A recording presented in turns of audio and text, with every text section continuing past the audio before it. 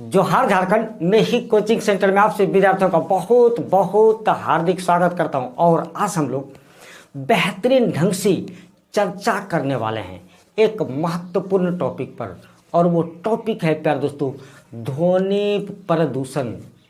प्यारे दोस्तों, अवांछनीय ध्वनि क्या है? अवांछनीय ध्वनि के कारण से किस तरह का प्रदूषण उत्पन्न होता है, क्या कारण है, क्या प्रभाव है और बचाव के क्या उपाय हैं, इन सभी बिंदुओं पर आज हम लोग विस्तार से चर्चा करने वाले हैं। तो प्यारे दोस्तों, चलिए वीडियो सेशन को आरंभ करने से पहले मैं आप सभी विद्यार्थियों से ये एक बार निवेदन करना चाहूँगा कि जो विद्यार्थी झारखंड राज्य से संबंधित प्रतियोगी परीक्षाओं की तैयारी करते हैं वो निश्चित रूप से मैं ही कोचिंग सेंटर से जुड़ें। चैनल को सब्सक्राइब करने के साथ ही बेल आइकन को भी जरूर दबाएं ताकि कंटिन्यूसली नोटिफिकेशन मिलता रहे, और वीडियो को ज़्यादा से ज़्यादा शेयर करें ताकि और सभी विद्यार्थियों को भी इसका लाभ मिल सके। तो प्यारे दोस्तों, चलिए अब हम लोग बेहतरीन ढंग से जानने का कोशिश करने वाले हैं कि अवांछनीय ध्वनि क्या है। सबसे पहले तो आपको इन चीज़ों को जानने की बहुत आवश्यकता है। तो प्यारे दोस्तों, अवांछनीय ध्वनि मतलब अनवांटेड साउंड, मतलब वैसी ध्वनि जो हमें नहीं चाहिए, वही तो अवांछनीय ध्वनि है। जो ध्वनि, वैसी ध्वनि जो हमारे शारीरिक और मानसिक स्वास्थ्य पर असर डालता है, विपरीत असर डालता है, वैसी अवांछनीय ध्वनि जो कि हमारी कार्य क्षमता पर विपरीत असर डालता है, विपरीत प्रभाव डालता है, वही ध्वनि अवांछनीय ध्वनि कहलाती है। और अवांछनीय ध्वनि के कारण से होने वाले प्रदूषण को ध्वनि प्रदूषण कहा जाता है। प्यारे दोस्तों, आपने इन चीज़ों को विस्तार से जाना, तो अवांछनीय ध्वनि है क्या? तो प्यारे दोस्तों देखिए, मनुष्य के सुनने की क्षमता 20 हर्ट्ज से 20,000 हर्ट्ज तक की बीच में होती है, उससे नहीं तो ज़्यादा नहीं तो उससे कम। तो देखिए प्यारे दोस्तों, कितना मैंने बताया आपको, 20 हर्ट्ज से HZ, 20 हर्ट्ज से 20,000 हर्ट्ज तक के बीच की ध्वनि को मनुष्य सुन पाता है। अगर यदि इससे कम भी हो गया, 20 हर्ट्ज से कम भी हो गया या 20,000 हर्ट्ज से अधिक भी हो गया, तो हम वैसी ध्वनि को नहीं सुन पाएंगे। और अगर यदि अधिक हो गया तो वही ध्वनि को दूषित कर देगा। अब देखिए प्यारे दोस्तों, और विश्व स्वास्थ्य संगठन कहता है कि मनुष्य के लिए दिन के समय में 45 डेसिबल से अधिक की ध्वनि नुकसानदायक है। दिन के समय में 45 डेसिबल मतलब डीबी से अधिक नहीं, और रात के समय 35 डेसिबल से अधिक नहीं। इन दोनों चीज़ों को आपको जानना बहुत ज़रूरी है। ये सभी जीके हैं प्यारे दोस्तों, और पूछे जाते हैं एग्जामिनेशन में। तो दिन के समय 45 डेसिबल तक की ध्वनि स्वास्थ्य के लिए ठीक ठाक है, उससे ज़्यादा हानिकारक है। और रात के समय 35 डेसिबल तक की ध्वनि स्वास्थ्य के लिए ठीक ठाक है, अनुकूल है, उससे अधिक की ध्वनि नुकसानदायक है। इन दोनों चीज़ों को आपने जान लिया। अब चलिए प्यारे दोस्तों, हम लोग ये जानने का कोशिश करते हैं कि क्या कारण है, ध्वनि प्रदूषण के कारण क्या है। तो प्यारे दोस्तों, दो कारण हैं, एक तो प्राकृतिक कारण भी हैं और एक मानव निर्मित कारण भी हैं। तो दो कारण हैं, पहला प्राकृतिक कारण और दूसरा मानव निर्मित कारण। और प्राकृतिक कारण से तात्पर्य प्राकृतिक ध्वनि प्रदूषण का है। मानव निर्मित कारण से तात्पर्य मानव निर्मित ध्वनि प्रदूषण से है।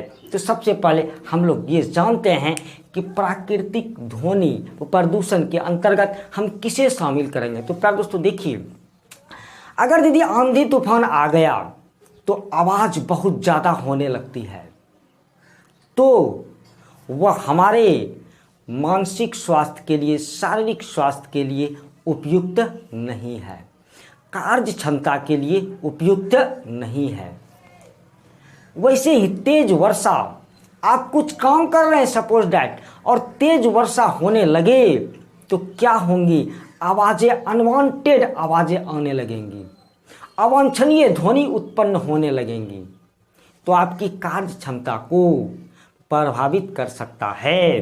बिजली की कड़कड़ाहट, भूकंप, ये सभी चीज़ें जो हैं क्या करती हैं, कारक है।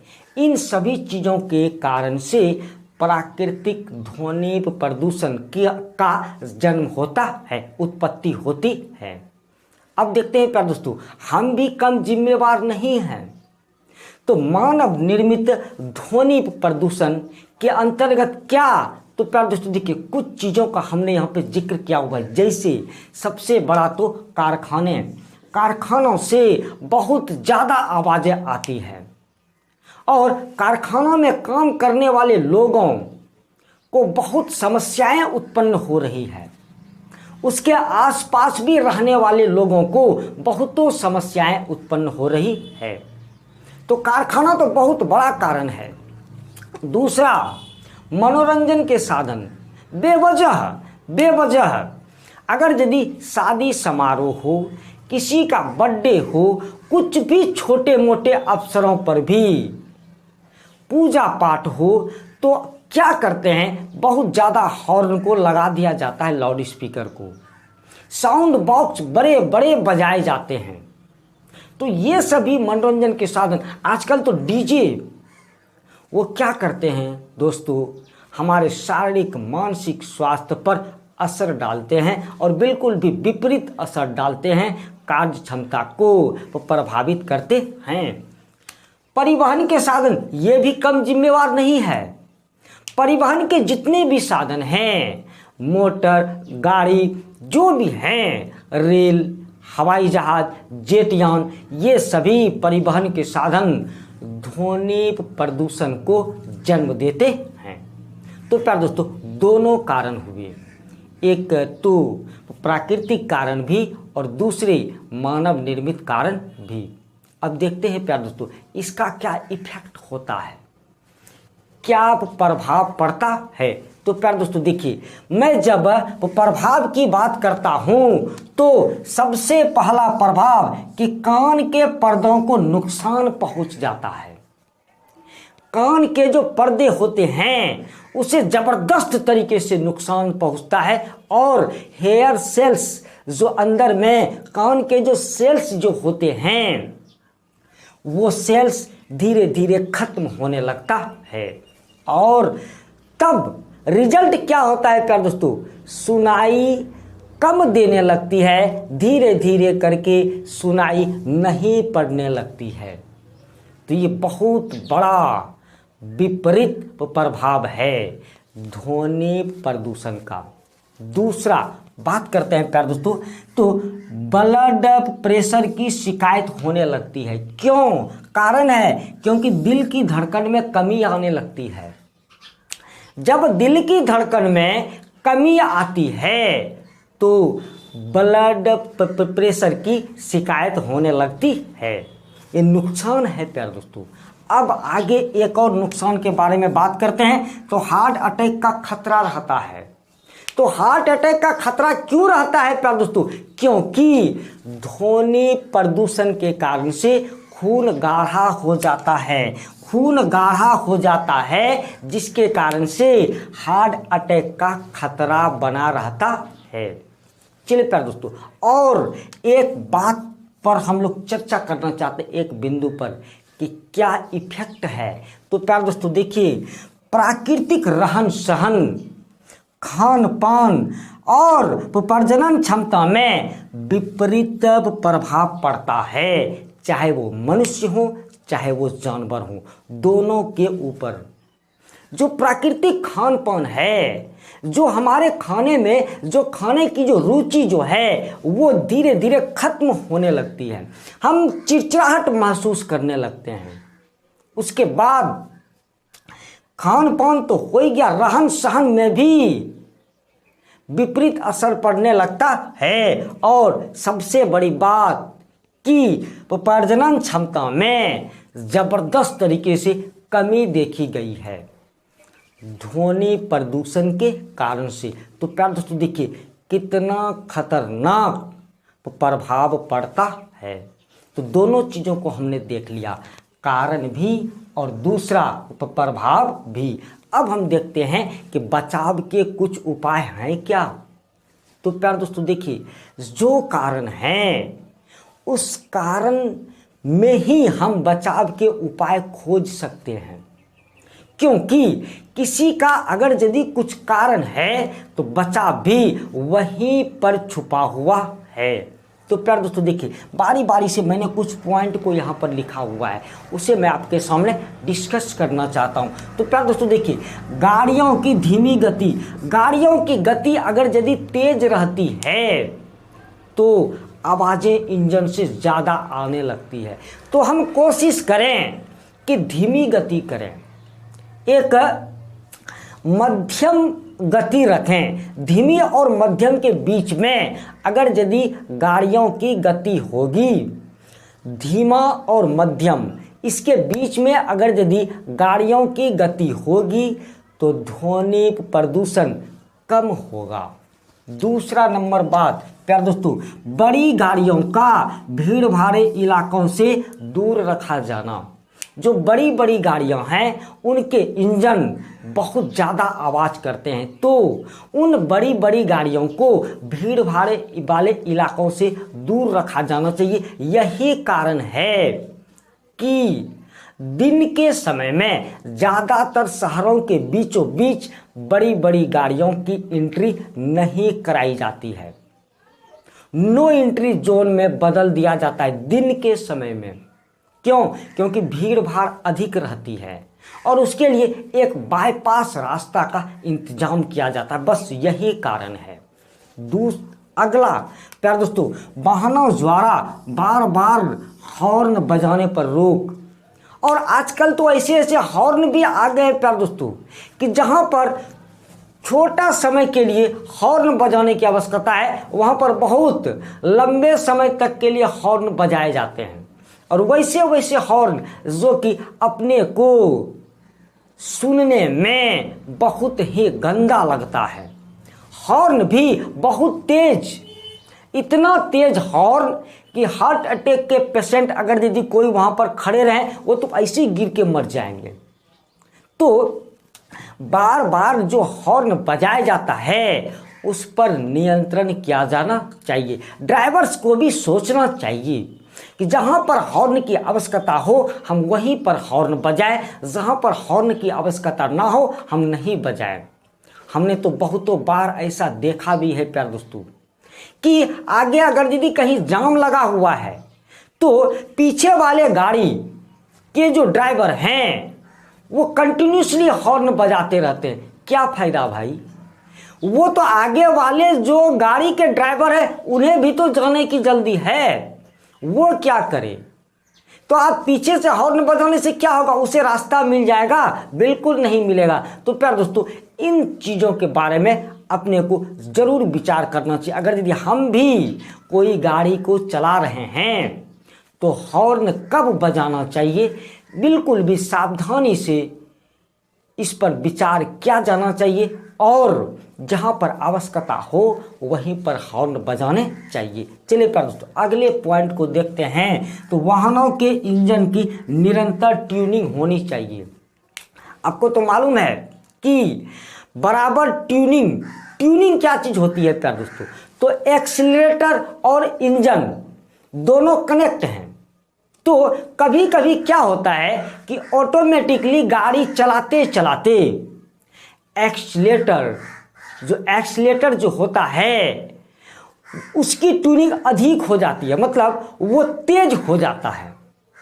तो अगर यदि हम ट्यूनिंग करवाएं तो क्या होगा प्यारे दोस्तों कि जब न्यूट्रल में गाड़ी रहेगी ना तो ऐसा लगेगा कि बिल्कुल साउंडलेस है, गाड़ी में तो कुछ भी साउंड नहीं है। तो ट्यूनिंग अवश्य कराई जानी चाहिए। चलिए प्यारे दोस्तों, अब देखते हैं हम लोग सड़कों का मरम्मत। सड़क अगर यदि ठीक ठाक है, सपाट है, तो ध्वनि प्रदूषण नहीं होगा। और इसका सबसे अच्छा तो एग्जाम्पल है प्यारे दोस्तों ट्रैक्टर। जब ट्रैक्टर का पीछे वाला डाला अगर यदि रोड खराब रहे तो इतना ज़्यादा साउंड करता है प्यारे दोस्तों कि मतलब जैसे लगता है कान के पर्दे फट जाएंगे। तो सड़कों की अगर यदि मरम्मत ठीक ठाक ढंग से हो, अच्छे सड़क बने, सड़क सपाट हो, चिकना हो, तो ध्वनि प्रदूषण पर नियंत्रण पाया जा सकता है। चलिए प्यारे दोस्तों, अगले बिंदु पर चर्चा करेंगे कि ध्वनि प्रदूषण फैलाने वाले उद्योगों को आबादी से दूर स्थापित किया जाना चाहिए। जो भी उद्योग धंधे हैं, अगर यदि उसमें बहुत ज़्यादा साउंड निकलता है तो उस उद्योगों को आबादी से दूर स्थापित किया जाना चाहिए। क्यों? क्योंकि एक तो जो उसमें काम करने वाले वर्कर हैं उसे तो समस्या हो ही रही है, अगल बगल के आबादी को क्यों समस्या हो, उसे समस्या क्यों झेलना पड़े। तो इसी के लिए आबादी से दूर उद्योगों को स्थापित किया जाना चाहिए। चलिए प्यारे दोस्तों, अंतिम प्रश्न, वनीकरण पर जोर, मेरा वाला पॉइंट आ गया। जंगल लगाने पर जोर, वृक्षारोपण पर जोर, ये मेरा वाला पॉइंट है प्यारे दोस्तों। आपको मैंने बार बार इन चीज़ों को बताया है, पिछले भी वीडियो सेशन में मैंने समझाया है कि पेड़ पौधा एक तो कार्बन डाइऑक्साइड को ऑक्सीजन में बदलने वाला सबसे बड़ा कारखाना है, और हमें आवश्यकता सबसे पहले ऑक्सीजन की है। भोजन के बिना 10 दिन रह सकते हैं, पानी के बिना 2-4 दिन रह सकते हैं, लेकिन हवा के बिना हम 10 मिनट भी नहीं रह सकते। 10 मिनट क्या, 2-3 मिनट भी नहीं रह सकते। तो सबसे पहला तो हमें हवा दे रहा है, उसके बाद धूल कण को भी अवशोषित करने का काम पेड़ पौधा करता है। और पेड़ पौधा से तो कितना लाभ है इसे बताने की आवश्यकता ही नहीं है। और अभी लेटेस्ट आप देख रहे हैं कि जो ध्वनि है उसको भी अवशोषित करने का काम पेड़ पौधा करता है। तो वनीकरण के माध्यम से भी ध्वनि प्रदूषण को नियंत्रित किया जा सकता है। तो प्यारे दोस्तों, आज हमने बेहतरीन ढंग से आपके सामने साउंड पॉल्यूशन के बारे में चर्चा किया, ध्वनि प्रदूषण के बारे में चर्चा किया। उम्मीद करूंगा चीज़ें आपको समझ में आई होंगी, ज्ञान की बातें आपको बिल्कुल भी स्पष्ट रूप से समझ में आई होंगी। आप सभी विद्यार्थियों के उज्जवल भविष्य की कामना करता हूँ। जिन विद्यार्थियों ने इस वीडियो को देखा बहुत बहुत धन्यवाद देता हूँ। जय हिंद, जय झारखंड।